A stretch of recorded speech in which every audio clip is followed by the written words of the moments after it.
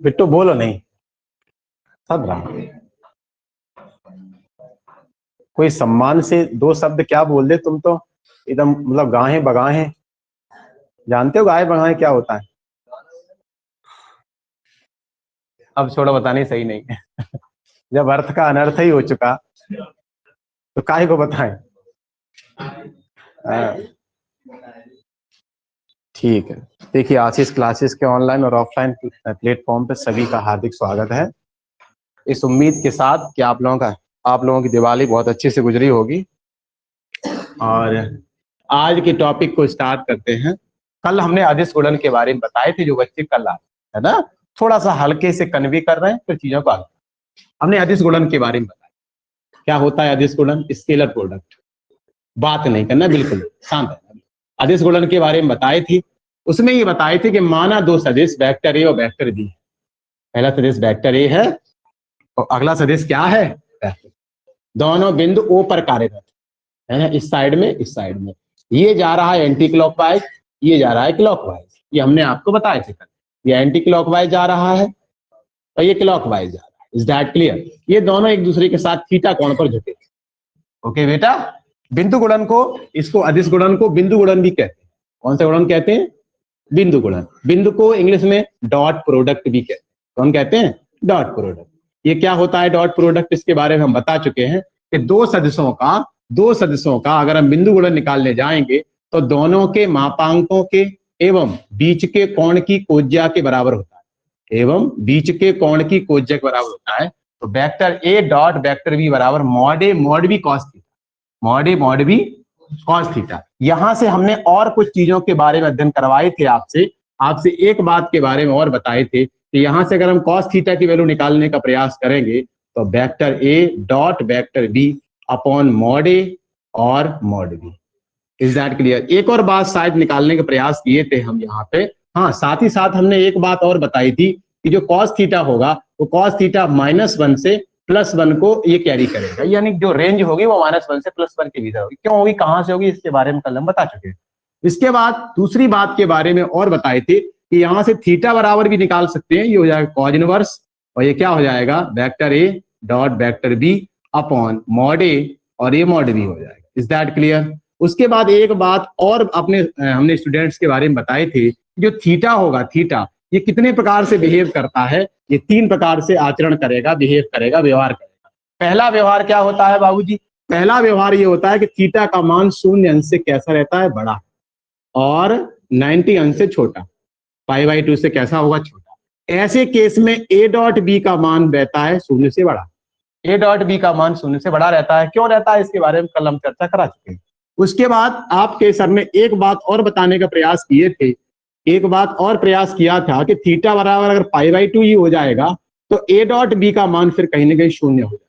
ये कितना हो जाएगा, 0। ये हमने कल आपको बता दिया था। उसी प्रकार से एक बात और बताए थे, अगर थीटा का मान π/2 से बड़ा हो जाएगा और पाई से छोटा हो जाएगा, ऐसे केस में ए डॉट बी का मान माइनस होगा, यानी 0 से छोटा होगा। ओके, यहां तक कल हमने शायद इनको करना सिखा दिया। हाँ, एक बात और स्किप हो रही है माइंड से कि हमने एक बात और बता दिया था कि कोई सदिश बटे उसका मापांक, any vector upon their mod, it is called unit vector. इसे कैपे बोलते हैं। ये कैपे हो गया। तो हम यहां से बेसिकली बोल सकते हैं कि यहां से एक फॉर्मूला और बाहर निकल सकता है यहां से कि cos थीटा बराबर A cap dot B cap. Okay, और होशियार बच्चा है तो वहां से थीटा बराबर भी निकाल सकता है, वो निकाल सकता है cos inverse A cap dot B cap. Is that clear? यहां तक इतनी चीजों को हम रिकॉल करा चुके हैं, जो बच्चे कनेक्ट कर पा रहे हैं रोज आ रहे। अब जो आ नहीं रहे उनके बारे में मैं चर्चा कर नहीं सकता हूं। स्केलर प्रोडक्ट इसको बोलते थे। स्केलर प्रोडक्ट क्या होता है, कल हम लोग बड़ा देर इस पर चर्चा करी थी। आज थोड़ा कन्वे इसलिए करा है, जो बच्चे नहीं आ सके उन्हें थोड़ा सा रिवाइज हो जाए, मालूम पड़ जाए, इससे आज आगे बढ़ने वाले। ओके लाला, तो आज हम लोग बेसिकली आई कैप और डॉट आई कैप के बारे में पढ़ेंगे, जो हम लोग फर्स्ट ईयर में पढ़ चुके हैं। वैसे तो आप लोग जानते हैं कि इसकी वैल्यू 1 होती है, वो क्यों 1 होती है आज हम इस पर चर्चा करेंगे। Is that clear? तो हेडिंग वही रहेगी कि महत्वपूर्ण ये परिणाम। कल हमने लिखा दिए, कितने लिखा दिए कल हमने इनको लिखाए थे, इंपॉर्टेंट रिजल्ट्स। इंपॉर्टेंट रिजल्ट्स बता दो महत्वपूर्ण परिणाम, महत्वपूर्ण परिणाम, परिमाण या परिणाम, परिमाण ना बोल के परिणाम बोले। ओके लाली, 3 रिजल्ट तक हम लिखा चुके हैं, आज उससे आगे बढ़ाएं। नंबर 4 लिखे जब दो सदिश एक दूसरे पर लंबवत होंगे,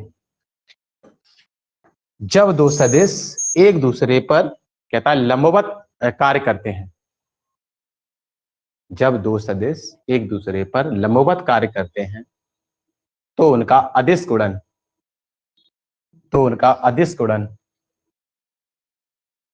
शून्य होगा। तो उनका कह रहा अदिश गुणन कितना होगा? शून्य होगा। देखो लाला, हम आपको ये समझाने का प्रयास कर रहे हैं। एक सदिश दिया है वेक्टर ए, एक सदिश दिया है वेक्टर बी। ओके बिट्टू, ये दोनों परस्पर ये परपेंडिकुलर, थीटा बराबर 90 है। तो अब हम ये कह सकते हैं जब वी हैव, इसको हम बोल सकते हैं कि vector A is perpendicular to vector B.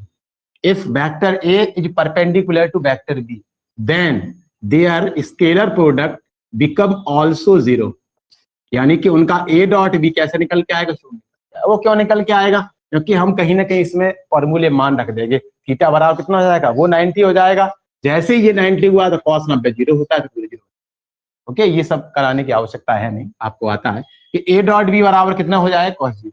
इसका एक और वर्जन है, तो इसी वर्जन के बारे में हमें समझने का प्रयास करना है। अगर मैं आपसे ये कह दूं, अगर किसी प्रश्न में कहीं ऐसे दिख जाए कि पहला वेक्टर और दूसरे वेक्टर का डॉट प्रोडक्ट अगर शून्य है, तो आपको किसी से पूछना नहीं है, आपको अपने आप ये माइंड में सोचना है कि पहला सदिश दूसरे सदिश पर कह रहा है परस्पर लंब होगा। ये दो बातें हैं, दोनों बातों को अलग अलग ड्राइव करे हैं, हम लोगों ने सत्यापन किया है। अगर दो सदिश पहले से परपेंडिकुलर हैं, इस टाइप से हैं, तो उनका अदिश गुणनफल शून्य होगा। एक पहलू। दूसरे पहलू की बात करें तो उसमें हमने ये बताया कि दो का अगर डॉट प्रोडक्ट शून्य है तो समझ जाना दोनों कैसे हैं? परस्पर लंबवत है। Is that clear? ये तो रही पहली बात, ये तो रही पहली बात। अब इसी चीज को और स्केलिंग करते हैं, थोड़ा सा और आगे बढ़ाने का प्रयास करते हैं। अभी हम आपको ये बताने का प्रयास करते हैं, मान लिया दो सदिश परस्पर समानांतर हैं, मान लिया दो सदिश परस्पर समानांतर हैं, क्योंकि जो स्थिति हो सकती है वो कुछ भी हो सकती है। एंगल भी हो सकता है, दोनों परस्पर लंब भी हो सकते हैं, दोनों परस्पर समानांतर भी हो सकते हैं। तो हम हर एक स्थिति के बारे में अनुभव कर पा रहे हैं। ओके, तो फाइनली ये वेक्टर ए, फाइनली ये वेक्टर बी। अब इनके बीच में कोई सा भी एंगल नहीं बन रहा, तो शून्य अंश बना लो या 180 अंश बना लो। बात समझ में आई नहीं आई? अभी तो कितना बन रहा था? वो 90 बन रहा था, अब कितना बनने लगा? 0। जब ये शून्य बन रहा है तो इस चीज को हम कहाँ ड्राइव करेंगे? इसमें, इसी को हम लोग लिखने जा रहे हैं। जब सदिश परस्पर समानांतर है, जब सदिश परस्पर कैसे हैं? समानांतर। ओके, देन थीटा बराबर 0 अंश, या इसको हम लोग ये पाई अंश मतलब पाई रेडियन में बोल सकते हैं, लेकिन अभी हम लोग शून्य की बात कर रहे हैं। जब हम पाई की बात करेंगे तो एक इधर कार्य करेगा, एक इधर कार्य करेगा, वो अलग मसला है, आगे जाके हम आपको सिखाएंगे। अभी हमने थीटा बराबर 0 अंश रखा और रखेंगे टाइम उसी वाले में। हम लोग जानते क्या है पहले से? हम लोग बहुत अच्छे से समझते हैं कि दो सदिशों का वेक्टर प्रोडक्ट ना होकर अभी स्केलर प्रोडक्ट निकालते हैं, तो स्केलर प्रोडक्ट का मान जो होता है पहला सदिश इंटू ना बोल के इसको क्या बोलेंगे? बिंदु गुणन है। ओके, तो क्या होगा? दोनों सदिशों के मापांकों के गुणनफल की कोज्या बताई थी हमने। तो यहाँ पर cos 0 हो जाएगा, थीटा बराबर 0 हो गया। अब cos 0 का मान हम लोग जानते हैं 1 होता है। कितना होता है? 1। तो अब हम बेसिकली इतना बोल सकते हैं कि पहला सदिश का मापांक और दूसरे सदिश का मापांक, इसका मान कहीं ना कहीं 1 हो गया। इसको लिखने की आवश्यकता हमें है नहीं। यानी कुल मिला के हम इतना समझ सकते हैं, जो बच्चा होशियार होगा, ये सदिश कहाँ लाएंगे, ये मापांक कहाँ लाएंगे? इधर। तो हो जाएगा पहला सदिश अपॉन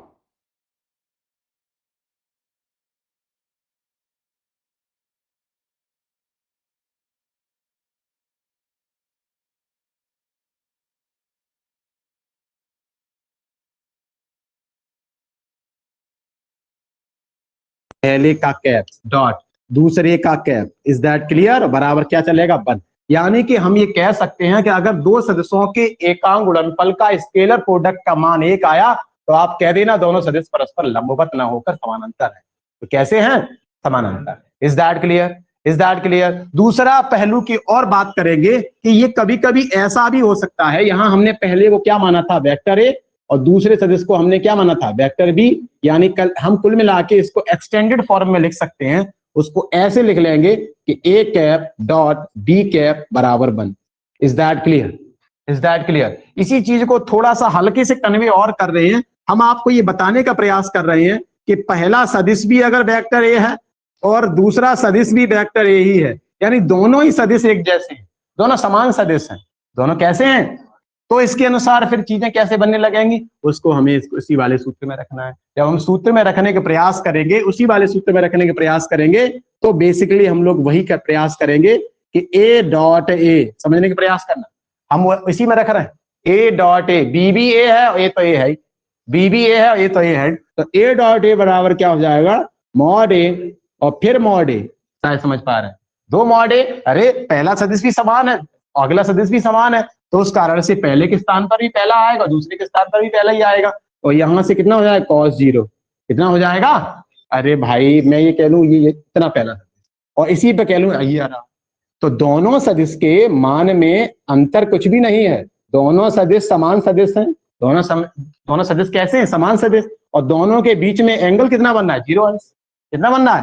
तो अब हम इसी फॉर्मूले को ड्राइव करेंगे, नहीं करेंगे, तो फाइनली यहां से क्या हो जाएगा, ये हो जाएगा मॉडुलो का वर्ग, ये क्या हो जाएगा, मॉडुलो का वर्ग, और ये cos 0 का मान एक होता है, मॉडुलस का मान कितना होता है, अरे ये तो दोनों एक जैसे हो गए, मापांक तो वर्ग नहीं हो जाएंगे, दोनों मापांक एक जैसे हो जाएंगे तो उसका वर्ग नहीं हो जाएगा, बिल्कुल हो जाएगा। और cos 0 का मान कितना होता है लाली, 1 होता है। यानी इनडायरेक्टली हम यहां से बोल सकते हैं एक दो सदस्यों का अगर कहीं पर इंटू हो रहा है, मतलब डॉट प्रोडक्ट हो रहा है, तो यहां से एक रिजल्ट बाहर और निकल के आएगा कि वो कहलाएगा सदिश का वर्ग बराबर मापांक का वर्ग।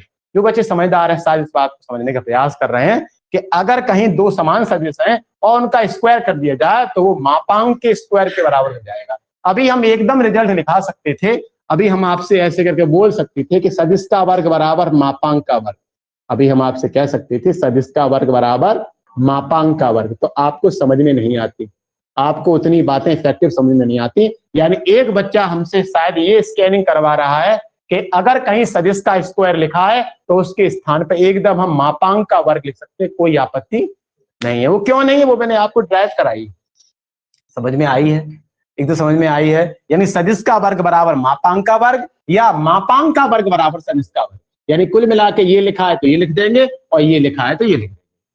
ये बात कुछ समझ में आई। यानी उदाहरण के तौर पे अगर कहीं पर लिखा है वेक्टर ए का स्क्वायर, वेक्टर एक्स का स्क्वायर, वेक्टर एक्स का, आप अपने आप समझ जाना, इसके जगह हम रख सकते हैं मॉड एक्स का स्क्वायर। Is that clear? या कहीं अगर इतना लिखा है तो समझ जाना इतना लिख सकते हैं। तो आज के बाद कुछ रिजल्ट बाहर निकल के आए, उनमें पहला रिजल्ट निकल के आया है कि सदिश का वर्ग बराबर मापांक का वर्ग। कहां से, एकदम तो बताया नहीं है, उसको ड्राइव कराएं, उसको संचालित कराएं, उसको सत्यापन कराएं। Is that clear? Is that clear? ये सब कैरी करें, कर सकते हैं।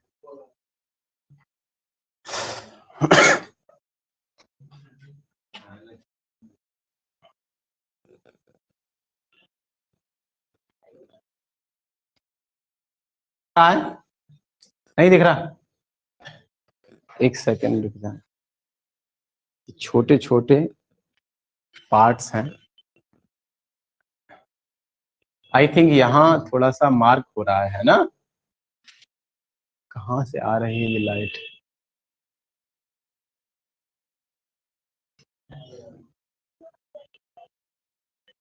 स्किप कर दें, थोड़ी सी, थोड़ा सा स्किप कर दें।